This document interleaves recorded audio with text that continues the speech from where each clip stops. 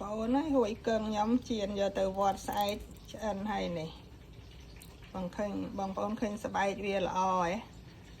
ហួយគឹងខ្ញុំនេះហួយគឹងឆៅខ្ញុំយកមកបំពងវាឆៅបងប្អូនអត់បានចំហុយទេខ្ញុំ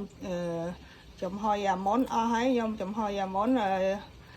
យកមកជៀនសាកហើយនឹងជាមួយអាហួយគឹងឆៅនេះយកមកសាកដូចគ្នាខ្ញុំចូលចិត្តអាបែបនេះបងប្អូនចូលចិត្តរបៀបដូចអាអេរ៉ូនេះហ៎វាឃើញស្បែកនេះស្បែកពពុះស្ដែកនឹងវាល្អបើយើងចំហុយហើយយកមកជៀនឃើញអាស្បែកពពុះស្ដែកនឹងអត់សូវល្អទេបងប្អូនអានេះឃើញស្បែកពពុះស្ដែកយើងឃើញនៅល្អរបៀបដូចអេរ៉ូអញ្ចឹងណាបងប្អូនអញ្ចឹងបងប្អូន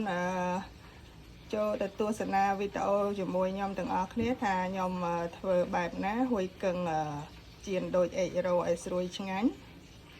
បងប្អូនអើយនេះហួយគឹងខ្ញុំដាក់ក្នុងទូទឹកកកហួយគឹងនេះនៅឆៅទេខ្ញុំធ្វើរបៀបដូចអេរ៉ូអញ្ចឹងណា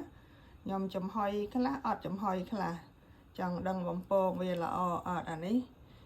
អត់ចំហុយទេនៅឆៅខ្ញុំដាក់កាត់កង់ដាក់ក្នុងថង់អញ្ចឹងបងប្អូនណាហើយទៅយើងឆ្កឹះដូចអេរ៉ូមកម្លេចវាអញ្ចឹងទៅយើងយកទៅបំពងឥឡូវចាំមើលខ្ញុំបំពងថាតើហួយគឹងឆៅយកទៅបំពងនេះល្អជាងហួយគឹងដែលយើងចំហុយហើយយកទៅបំពងមួយណាបងប្អូនចូលចិត្តចឹងណាយកបងប្អូនឥឡូវវាចាប់ផ្ដើមដែរតែវាចិត្តឆ្អិនហើយអញ្ចឹងហើយបងប្អូនកុំបើកភ្លើងខ្លាំងពេកមកពីហួយគឹងយើងដាក់ទូកបើកភ្លើងខ្លាំងពេក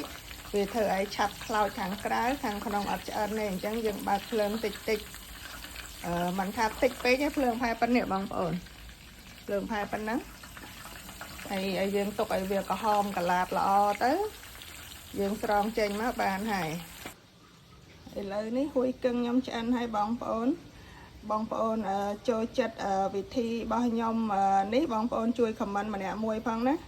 គុណច្រើនបងប្អូនបាយបាយ